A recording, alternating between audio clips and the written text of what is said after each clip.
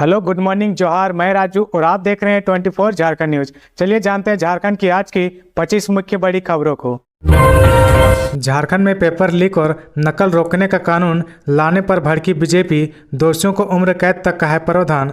झारखंड में प्रतियोगी परीक्षाओं के पेपर लीक और नकल रोकने के लिए हेमंत सोरेन सरकार की ओर से लाए जा रहे बिल पर बीजेपी और उसकी सहयोगी आरसू ने आपत्ति जताई है। इतना ही नहीं, दोनों पार्टियों ने पेपर लीक रोकने के बिल की तुलना अंग्रेजी हुकूमत के खौफनाक कानून तक से कर दी है। दरअसल इस बिल के कानून बन जाने पर पेपर लीक और नकल के लिए दोषी पाए जाने वालों के लिए 3 साल से लेकर आजीवन कारावास और 5 लाख से लेकर 1 करोड़ रुपए तक के जुर्माने का प्रावधान है। झारखंड सरकार इस विधेयक को विधानसभा के चालू मानसून सत्र में पास कराने की तैयारी में है। इसके ड्राफ्ट को पिछले दिनों कैबिनेट से मंजूरी दी गई थी। इस विधेयक का नाम झारखंड प्रतियोगी परीक्षा अधिनियम 2023 है। पेपर लीक और नकल रोकने के इस कानून का विरोध करते हुए बीजेपी के प्रदेश अध्यक्ष और विधानसभा में पार्टी विधायक दल के नेता बाबूलाल मरांडी ने कहा कि हेमंत सरकार झारखंड प्रतियोगी परीक्षा विधेयक 2023 के नाम पर अंग्रेजों से भी ज्यादा खौफनाक कानून लेकर आई है। इसके प्रावधान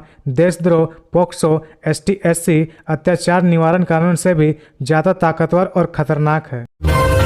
झारखंड में शिक्षक बनने का सपना लिए घूम रहे 25,000 सीटेट पास अभ्यर्थी।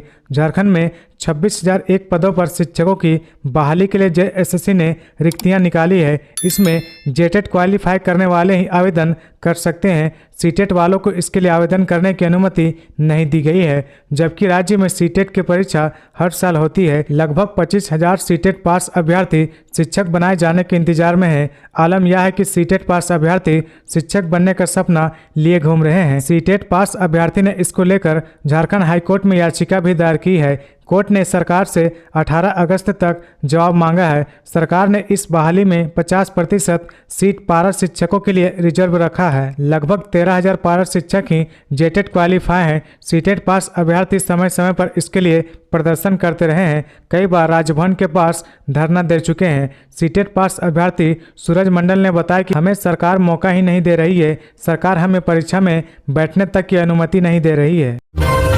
आपस में भिड़े विधायक ठुल्लू महतो और सुदीप्य कुमार सोनू, मारपीट की नौबत, रोकनी पड़ी सदन की कार्रवाई। विधानसभा की पहली पाली की कार्रवाई के दौरान अप्रिय घटना होते होते बची। एक समय ऐसा आया जब 2 विधायकों के बीच सदन के भीतर मारपीट की नौबत आ गई। आसन के समक्ष बाघमारा से भाजपा के विधायक ठुल्लू महतो व गिरिडीह से झामुमो के विधायक सुदीप्य कुमार सोनू ने बाहें चढ़ाकर एक दूसरे को ललकारा और उलझते दिखे। दोनों एक दूसरे को अंगुली दिखाकर धमकियां दे रहे थे। इसे देखते हुए पक्ष विपक्ष के विधायकों ने बीच बचाव किया। जिस वक्त यह घटना हुई उस समय भाजपा के विधायक आसन में नारेबाजी कर रहे थे।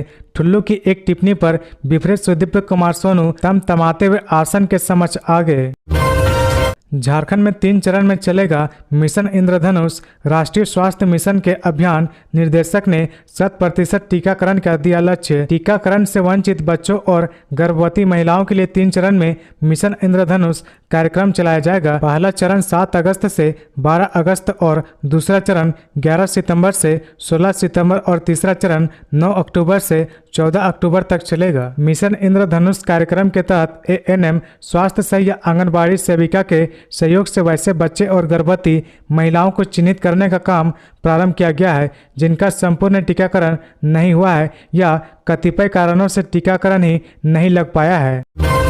सुभाष मुंडा की स्मृति में श्रद्धांजलि सह संकल्प सभा आज। सुभाष मुंडा की याद में दलादली चौक के पास गुरुवार को श्रद्धांजलि सह संकल्प सभा का आयोजन होगा। इसमें CPI की पोलित ब्यूरो सदस्य वृंदा करात, राज्य सचिव प्रकाश बिल्लोर समेत विभिन्न वाम व राजनीतिक पार्टियों के अलावा आदिवासी व अन्य संगठनों के प्रतिनिधि शामिल होंगे। इस दौरान दलादली ग्राम सभा से पारित सर्वसम्मति प्रस्ताव, जिसमें दलादली चौक का नाम सुभाष मुंडा चौक करने और वहां सुभाष मुंडा की प्रतिमा स्थापित किए जाने की अनुशंसा के अनुरूप प्रतिमा स्थापित कर उसका अनावरण किया जाएगा। आगे बढ़ने से पहले अगर अभी तक आपने इस चैनल को सब्सक्राइब नहीं किया तो प्लीज सब्सक्राइब कर ले, जिससे आपको झारखंड की हर छोटी से बड़ी खबर की अपडेट आप तक पहुंचता रहे। बोकारो के ट्रैफिक पोस्ट के पास अनियंत्रित होकर ट्रेलर पलटी, ड्राइवर घायल। बोकारो के नया मोड़ स्थित ट्रैफिक पोस्ट के पास बुधवार रात आयरन शीट लदे ट्रेलर अनियंत्रित होकर पलट गई। घटना में ट्रेलर का ड्राइवर गंभीर रूप से घायल हो गया, जिसे सिटी पुलिस की मदद से इलाज के लिए सदर अस्पताल भेज दिया गया। संयोग अच्छा था कि ट्रैफिक पोस्ट में पुलिसकर्मी ना के बराबर थे, साथ ही सड़क बिल्कुल खाली थी, वरना बारी को कोऑपरेटिव मोड जैसा सड़क हादसा हो सकता था। दरअसल नो एंट्री खुलने के बाद भारी वाहनों का शहर के अंदर रफ्तार तेज हो जाती है। गंतव्य तक जल्दी पहुंचने की होड़ में लगातार सड़क हादसे हो रहे हैं। खरसावां में जगन्नाथ रथ यात्रा को राजकीय महोत्सव का दर्जा देने की मांग सदन में विधायक ने रखी बात। विधायक दशरथ गगरई ने झारखंड की हेमंत सरकार से खरसावां में हर साल आयोजित होने वाली प्रभु जगन्नाथ की वार्षिक रथ यात्रा को राजकीय महोत्सव का दर्जा देने की मांग की है। विधायक दशरथ गगरई ने बुधवार को विधानसभा के मानसून सत्र में शून्यकाल के दौरान इस मामले को उठाया। इसको लेकर खरसावां विधायक दशरथ गगरई ने बुधवार की देर शाम मुख्यमंत्री हेमंत सोरेन से मिलकर एक ज्ञापन सौंपा। ज्ञापन में प्रभु जगन्नाथ की वार्षिक रथ यात्रा को राजकीय महोत्सव का दर्जा देने की मांग के साथ हर साल खरसावां में आयोजित होने वाले महाप्रभु जगन्नाथ की रथ यात्रा की विशेषता से मुख्यमंत्री को अवगत कराया। कांग्रेस विधायक इरफान अंसारी का अजीबोगरीब बयान, कहा कोई आदिवासी इतना तेज कैसे हो सकता है। कांग्रेस विधायक इरफान अंसारी का अजीबोगरीब बयान सामने आया है। उन्होंने कहा कि एक आदिवासी तेज कैसे हो सकता है। बाबूलाल जी इतने तेज कैसे हो गए हैं, हमें समझ में नहीं आता। आप आदिवासी हैं, कोई आदिवासी इतना तेज कैसे हो सकता है। इरफान अंसारी ने कुल 9 सेकंड का वीडियो क्लिप में कुल 4 लाइन बोला है। दरअसल इस विवाद के पीछे इरफान अंसारी का एक वीडियो है, जिसे झारखंड बीजेपी के प्रदेश अध्यक्ष बाबूलाल मरांडी ने 2 दिन पहले ट्वीट किया था। इस वीडियो में दिख रहा है कि कांग्रेस विधायक इरफान अंसारी एक मंदिर में पहुंचे हैं। वहां उनके माथे पर तिलक लगाया गया। मंदिर से बाहर आते हुए उन्होंने तिलक पोंछ लिया। वीडियो के दूसरे अंश में वह कुछ लोगों के साथ बैठे दिख रहे हैं, जिसमें वह कह रहे हैं कि आप लोग वोट नहीं भी देंगे तब भी हम जीत जाएंगे। इस वीडियो को पोस्ट करते हुए बाबूलाल मरांडी ने ट्वीट कर लिखा था, कुछ भोले हिंदुओं ने कांग्रेस विधायक इरफान अंसारी को मंदिर में बुलाया और उन्हें तिलक लगा दिया। 1 मिनट भी नहीं लगा जब विधायक जी ने सबके सामने ही वो तिलक अपने माथे से पोंछ डाला और बाद में हिंदुओं से कहा, आप लोग वोट नहीं भी देंगे तब भी हम जीत जाएंगे। देश को आत्मनिर्भर बनाने के आड़े आ रही थी मेकाले की शिक्षा नीति, आईसीसी कॉन्क्लेव में बोले राज्यपाल सीपी राधाकृष्णन। बुधवार को झारखंड के राज्यपाल सीपी राधाकृष्णन रांची में आईसीसी कॉन्क्लेव में शामिल हुए। इस दौरान उन्होंने कहा कि देश को आत्मनिर्भर बनाने की राह में मेकाले की शिक्षा नीति बाधा बन रही थी। मेकाले की शिक्षा पद्धति देश को आत्मनिर्भर बनाने में बाधा पैदा कर रही थी। इसकी वजह से हम गुलामी की मानसिकता से नहीं उभर पा रहे थे और समाज के विकास के लिए जरूरी परिवर्तन करने में सक्षम नहीं हो पा रहे थे।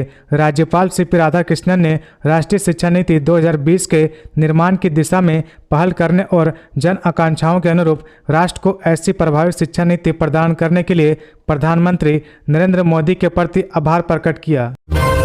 लोहरदगा में युवक की गोली मारकर हत्या, कई साल से ससुराल में रहता था। मृतक के मामले में जुटी पुलिस। लोहरदगा जिले में दिल दहला देने वाली घटना सामने आई है।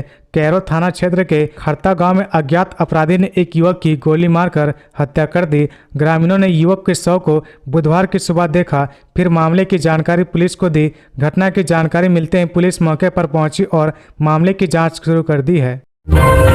5 दिनों की ईडी रिमांड पर कारोबारी विष्णु अग्रवाल, दूसरे दिन भी जेल में गुजारनी होगी रात। दस्तावेज में जालसाजी कर जमीन की खरीद बिक्री के आरोप में गिरफ्तार कारोबारी विष्णु अग्रवाल 5 दिनों की ईडी रिमांड पर रहेंगे। पीएमएलए के विशेष न्यायाधीश दिनेश राय की कोर्ट ने कारोबारी विष्णु अग्रवाल से पूछताछ के लिए ईडी को 5 दिनों की रिमांड दी है। मिली जानकारी के अनुसार ईडी के विशेष लोक अभियोजक शिव कुमार काका और रमित सत्येंद्र ने 7 दिनों की रिमांड की मांग की थी, लेकिन स्पेशल कोर्ट ने 5 दिनों की रिमांड दे दी है। ईडी गुरुवार से पूछताछ करेगी। इसके कारण बुधवार की रात विष्णु अग्रवाल को जेल में ही गुजारनी होगी। बुधवार को पीएमएलए के स्पेशल कोर्ट में रिमांड को लेकर सुनवाई के दौरान कारोबारी विष्णु अग्रवाल के अधिवक्ता ने ईडी को रिमांड पर देने का विरोध किया। इस पर ईडी की ओर से लोक अभियोजक ने कोर्ट को कहा कि जमीन घोटाले से विष्णु अग्रवाल को भी फायदा पहुंचा है। इस कारण ईडी विष्णु अग्रवाल से पूछताछ करेगा ताकि इस मामले की ओर विस्तृत जानकारी मिल सके। सीएम हेमंत सोरेन ने कहा, झारखंड में जिला परिषद व ग्राम पंचायतें होंगी और मजबूत। झारखंड विधानसभा स्थित सभा कक्ष में मुख्यमंत्री हेमंत सोरेन ने पश्चिमी सिंहभूम जिला के जिला परिषद सदस्य और मुखिया संघ के प्रतिनिधि मंडल से मुलाकात की। इस दौरान उन्होंने मुख्यमंत्री से जिला परिषद को बेहतर और सुचारू तरीके से संचालन के लिए आर्थिक संसाधन उपलब्ध कराने की दिशा में पहल करने का आग्रह किया। इस पर सीएम ने आश्वस्त किया कि सरकार इस दिशा में बहुत जल्द यथोचित निर्णय लेगी। मुख्यमंत्री ने कहा कि जिला परिषद को सेल्फ डिपेंडेंट बनने की पहल करनी होगी। इस दिशा में वे अपने अधीनस्थ संसाधनों का व्यावसायिक इस्तेमाल करने की कार्य योजना बनाएं। इसके साथ ही अपने क्षेत्राधिकार में आने वाले जो भी संसाधन है उनसे राजस्व को बढ़ाने की दिशा में भी आगे बढ़े। इसमें जो भी सहयोग की जरूरत होगी उसे सरकार पूरा करेगी। विधानसभा में उठा अडानी गोंदलपुरा खनन का मामला। बड़कागांव विधायक अंबा प्रसाद ने सदन में पूछा, आम सभा के बगैर कैसे शुरू हुआ जमीन अधिग्रहण। हजारीबाग जिले में अडानी इंटरप्राइजेज लिमिटेड को गोंदलपुरा कोयला खान मिलने के बाद से ग्रामीण खनन का विरोध कर रहे हैं। यह विरोध लंबे समय से चला आ रहा है। विधानसभा में बड़कागांव की विधायक अंबा प्रसाद ने विस्थापन का मुद्दा उठाते हुए सवाल किया कि जब वहां ग्राम सभा हुई ही नहीं तो भू अर्जन की कार्रवाई कैसे शुरू हो गई। लाखों लोगों की आवाज बनकर विधानसभा में यह बात रख रही हूं। विधायक अंबा प्रसाद ने अडानी गोंदलपुरा खनन मामले में पूछे गए सवाल के जवाब का उल्लेख करते हुए कहा कि मुझे जवाब दिया गया है। गोंदलपुरा में आम सभा के बाद भू अर्जन की कार्रवाई प्रारंभ की गई है। वहां कोई आम सभा हुई नहीं है। ऐसे में कैसे भू अर्जन की कार्रवाई प्रारंभ कर दी गई है। जवाब में यह भी लिखा है कि ग्रामीण विरोध कर रहे हैं।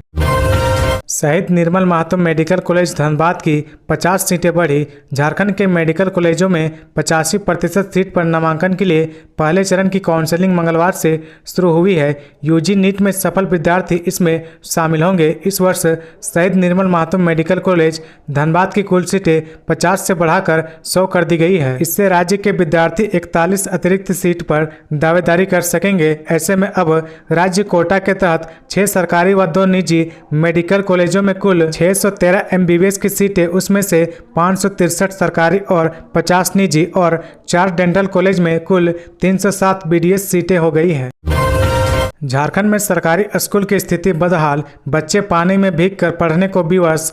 झारखंड सरकार एक तरफ जहां स्कूल ऑफ एक्सीलेंस बनाकर गरीब छात्रों को CBSE पाठ्यक्रम में शिक्षा देने का दावा कर रही है, वहीं दूसरी ओर बोकारो सिटी इलाके में एक विद्यालय ऐसा भी है जहां बच्चे बरसात में भीग कर पढ़ाई करने को विवश है। बोकारो DC ऑफिस से महज 1.5 किलोमीटर की दूरी पर झारखंड सरकार का राजकीय मध्य विद्यालय टूसी है, जहाँ पढ़ने वाले विद्यार्थी स्कूल की छत से टपकते पानी के बीच पढ़ाई करने को विवश है। तो ये थी आज की झारखंड की टॉप बड़ी खबरें। इसी तरह झारखंड की हर छोटी सी बड़ी खबर देखने के लिए आप हमारे चैनल 24 झारखंड न्यूज को सब्सक्राइब करके बेल आइकन प्रेस कर ले, जिससे आपको झारखंड की हर छोटी सी बड़ी खबर की अपडेट आप तक पहुंचता रहे। तो आज के लिए बस इतना ही। हमें दीजिए इजाजत, फिर मिलते हैं नेक्स्ट न्यूज में।